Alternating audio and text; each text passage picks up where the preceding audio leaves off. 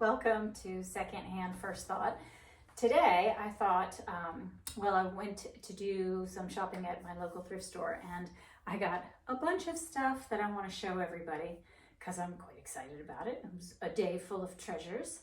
However, I thought I would start by doing a short video and maybe even try to do these before every video that I do, which is kind of the outfit of the day, such as it is. Most of the time I'm either in sweats or I dress like an Amish farmer because I have kind of a small mini hobby farm here at my house.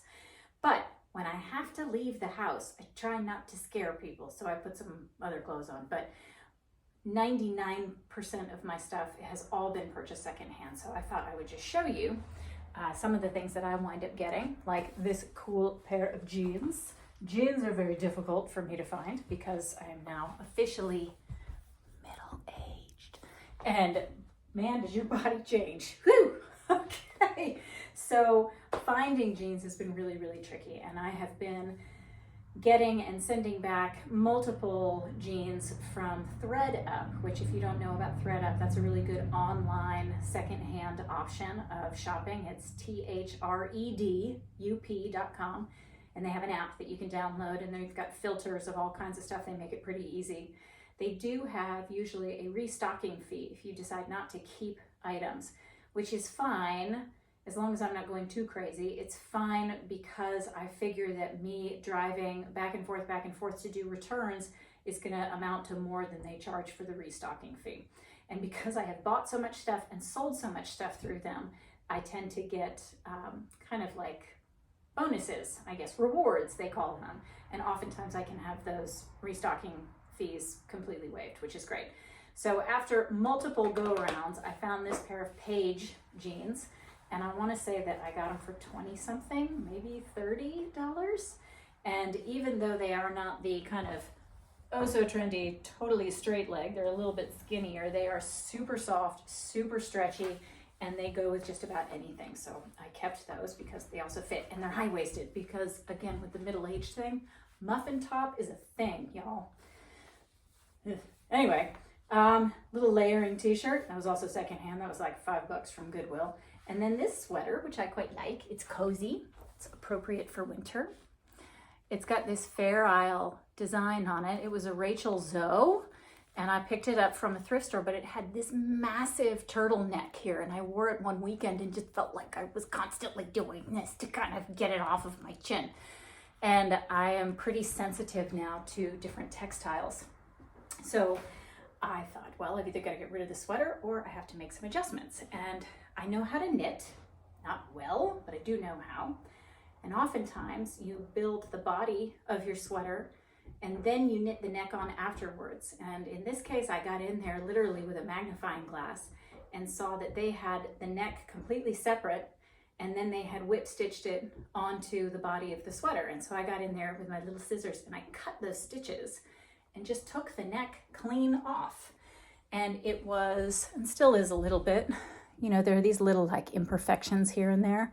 But what I did is I went back with the same color thread and just whip stitched the edge. So it kept most of the fraying down, and it's fine for me now. So I have kind of a comfortable sweater that I can put on especially rainy days like this, which reminds me, rainy days. This was a bigger purchase for me, but this was still secondhand. This is my rain jacket. This is a Barber, which I love. It's a waxed cotton jacket. These puppies retail for between $300 and $400 each. I didn't want to pay $300 or $400. So there was a neighborhood listserv that I'm part of, and a woman who used to actually consign her clothes with me when I had a consignment store was selling this, and she was asking $100 for it, which I thought was more than fair. I had one of these before that I waited and I saved for, and I purchased on eBay for about $175, which was still really, really great. But I bought it at just the perfect size for me, which meant I couldn't layer it over anything like this. And in Georgia here in the winter, when it tends to rain and be cold, it is nice to have something to layer because you often don't need a huge heavy coat, especially when it's raining. We don't get snow, so when it rains, it's usually above freezing. But so this sweater and this coat was perfect today. It's very gloomy and cold and rainy, but it was nice. So I sold my Barber online, I think on eBay as well, or Poshmark, one of those, and then picked this one up, and it was just about a wash financially. So I got to get rid of one that wasn't fitting me so well anymore and pick up one that was one size bigger so that I can put it over nice woolly sweaters that used to have turtlenecks.